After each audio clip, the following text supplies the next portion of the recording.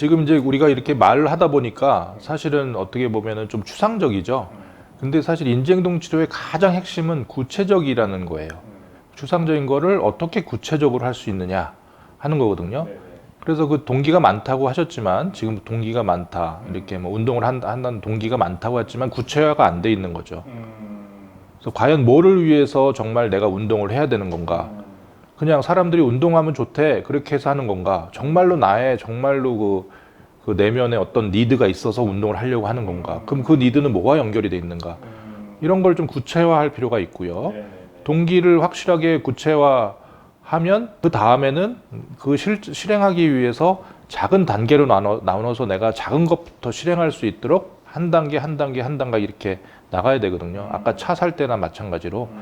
그래서 그 단계도 굉장히 구체화해 가지고 내가 이번 주에 할 수 있는 것들 이렇게 해가지고 체크해서 그거를 달성하면 나한테 또 상도 주고 뭐 이런 여러 가지 그런 굉장히 디테일한 게 필요합니다. 그래서 동기도 구체화하고 과정도 굉장히 구체화하는 것이 핵심이다. 그냥 추상적으로 생각하는 것만으로는 되지 않는다. 이게 이제 인지행동 치료의 핵심입니다.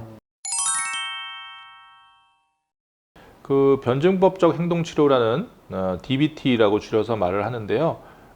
그런 치료가 요즘 생겼는데 그거는 이제 제가 볼 때 인지행동치료의 끝판왕이다. 이렇게 볼 수 있습니다. 왜냐면은 아까 인지행동치료의 어떤 기간이나 이런 것들에 대해서 문제가 몇 가지냐, 또 얼마나 문제가 깊으냐에 따라서 굉장히 천차만별이라고 말씀드렸는데, 변증법적 행동치료는 주로 이런 감정 조절이 너무 힘든 사람들, 우리가 보통 경계선 인격장애, 경계선 성격장애 환자들이라고 또 부르고, 그리고 자살 시도가 굉장히 잦은 그런 환자분들을 대상으로 개발된 치료입니다. 그래서 사실 예전에는 이런 환자분들한테 도움이 되는 치료가 과연 있을까, 잘 치료가 되지 않는 게 아닌가, 이런 정도로 생각될 만큼 뭐 많이 힘든 환자분들이었는데, 이 변증법적 행동치료가 나옴으로써 그래도 이런 환자분들한테 많은 도움을 줄 수 있게 됐거든요. 그리고 치료 기간도 뭐 1년, 2년 이렇게 길게 매주 한다든지 굉장히 그 종합적이고 인텐시브하게 집약적인 치료이기 때문에 상당히 이제 내용도 방대하고 많은 사람들한테 또 그 내용 자체는 불안장애 환자분들한테도 도움이 많이 되고 여러분들한테도 도움이 많이 될 수 있는 인지행동 치료 기법을 총망라하고, 또 거기에 이제 어떤 명상이나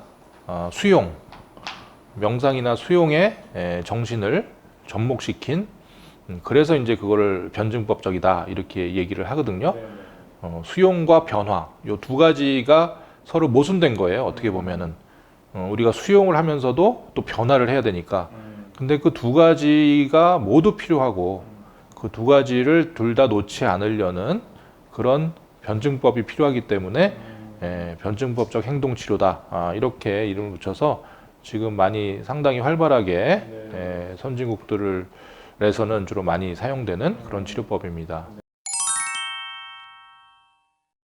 네, 아까 그 어떤 특정한 불안의 인지행동 치료는 그 문제를 해결하기 위해서 우리가 그걸 어떻게 수용하고 어떻게 뭐 변화할 것인가 뭐 이런 거였다면, 이 변증법적 행동치료에서 다루는 이 성격장애 문제는 인생 전체의 문제거든요. 그리고 자살 이렇게 하기 때문에 인생 전체에서 어떤 것을 수용하고 어떤 것을 변화시키고 뭐 이런 복잡다단한 것이 다 들어가 있습니다. 그래서 그 여러 가지 인생의 복잡다단한 문제를 크게 이제 네 가지 이 분야로 이분들이 나눠서 이제 그 치료를 구성했는데, 첫 번째는 이제 마음 챙김입니다.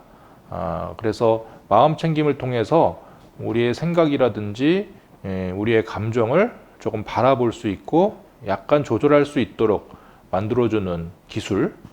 그래서 그 마음 챙김 기술이 첫 번째 기술이고요.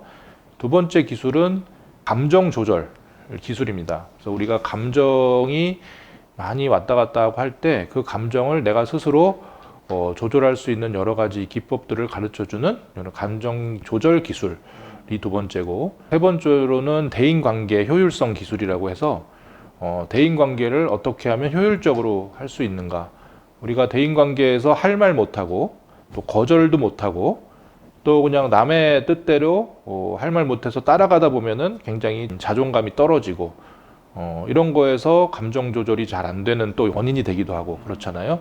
그래서 이 대인관계가 굉장히 중요하기 때문에 세 번째 스킬로, 세 번째 기법으로 대인관계 효율성 기술이 있고요. 네 번째는 고통 감내 기술이라고 해서요. 이렇게 힘든 환자분들은 그 순간적으로 굉장히 힘든 충동이나 감정이 확 올라올 때, 그럴 때 이제 자해를 한다든지 굉장히 이제 본인한테 손해되는 행동을, 충동적 행동을 할 때가 많거든요.